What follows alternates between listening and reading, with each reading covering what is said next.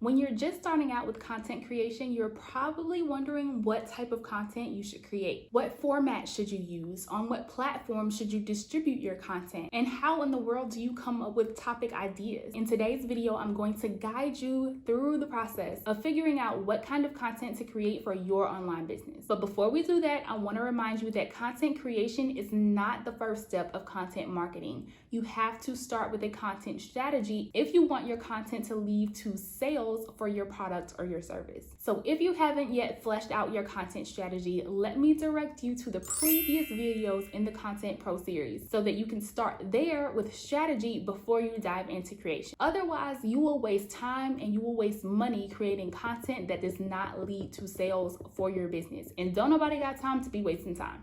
If you are all set with strategy and you're ready for creation, then let's go. When we're talking about content format, what we really mean is how are you delivering your content? Like literally in what way are you packaging your content for someone to consume? The main four formats are written, visual, video, and audio. And we'll dive into each of those in detail. You will notice that there is some overlap, but for our purposes, that's the way that we'll divide them today. When we talk about written content, you want to think about things like blog posts, news articles, press releases, ebooks, anything that involves written words. Now, you may feel like written content is not as sexy as videos and audio and visuals, and you're kind of right, but that does not mean it does not have its benefits. Written content helps you get found organically in Google search. Google is the world's largest search engine, meaning that people go there to ask all kinds of questions and Google will spit out all kinds of answers. And if you have written content that is optimized for search engines like Google, i.e. SEO content, then your chances of being found naturally, organically, freely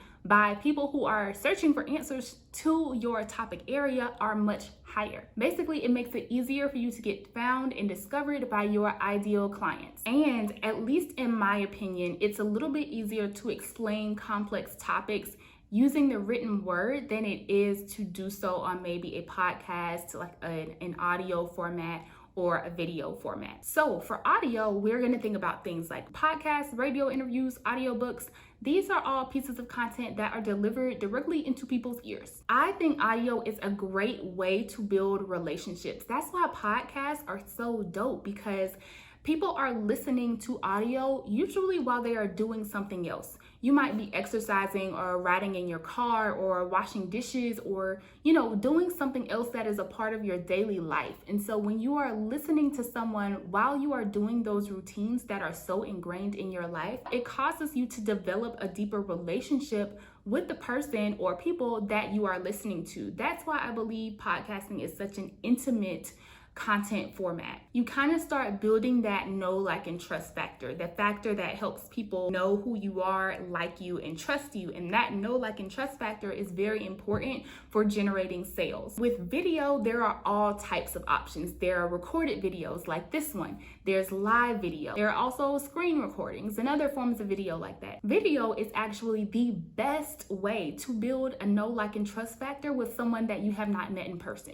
Take this channel, for example. If you've been listening for a while, you probably feel like we have developed a deeper relationship, and we have. Thank you so much for joining me on my channel. Hey, I'm Multipassionate Meg. I'm a public health pharmacist, entrepreneur, copywriter, and podcaster, and I help fellow multi-passionate millennials find focus through content strategy so that you can finally start and grow your profitable business. If this is something that's up your alley, go ahead and subscribe, hit the notification bell so that you know when I'm back in these YouTube streets, which is every Sunday at 1 p.m. What I'm trying to say is when people can see your face and they hear your voice and your face is moving and your voice is speaking, there is trust that is building between the person that you are hearing and seeing and you, the person who is listening. So video is a great way to connect, and video is actually highly preferred on a lot of different platforms. So if you are using social media platforms to distribute your content, or if you are using like YouTube to get your business out there, then they are obviously YouTube.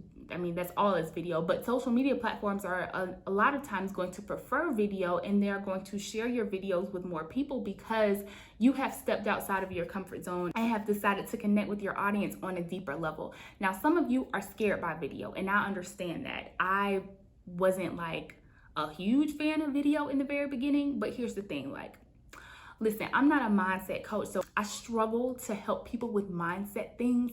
My thing is kind of like do it or don't. Like, if you want to do video, if you want to start a YouTube channel, if you want to do IGTV, if you want to do more videos on the Instagram platform, just do it, okay? Like, stop psyching yourself out. It's not gonna get any easier if you just sit there and keep thinking about it. You have everything within you that you need to create a video. Like, all you need is yourself and your mouth, like your body and your mouth. That's what you need to create a video. And there are gonna be people out there who love you, who are interested in what you have to say, who are gonna support you. Like, you are the only one that's keeping you from starting this video. Now, that was an aside, and I'm gonna get back to this. The last format is visual. It's slightly different because what I mean by visual is static visuals, like graphics. So we can think of infographics.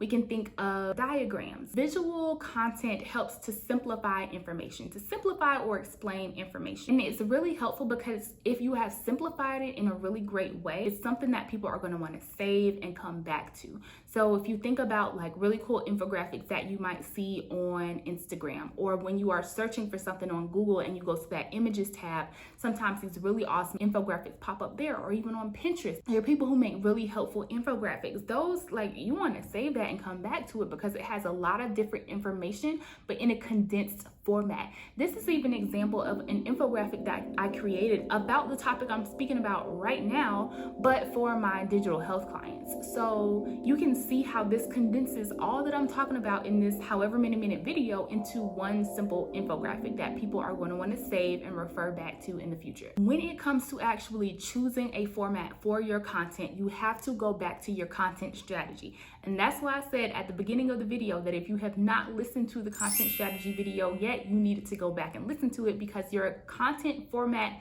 selection needs to be directly tied into what you learned and what you fleshed out in your content strategy using the 5C framework. Once you have chosen a content format or content formats that you will use, you have to then figure out how to actually deliver the content to your audience. And to do that, you have to choose a platform, but not just any platform. On the one hand, you need to think about what you are good at. What type of content would you be good at creating? What type of content are you interested in creating? What do you have the capacity to create or to outsource to someone else? On the other hand, you have to think about your audience and your customer avatar, because what your audience wants isn't always what you want. And if you want to have a successful business, you have to make sure that you are providing what your community wants from you. You want to stand out from your competitors, but you don't want to stand so far out that you have ostracized your entire body of leads. You want to make sure that you are also keeping their habits, their online habits and preferences in mind when you are selecting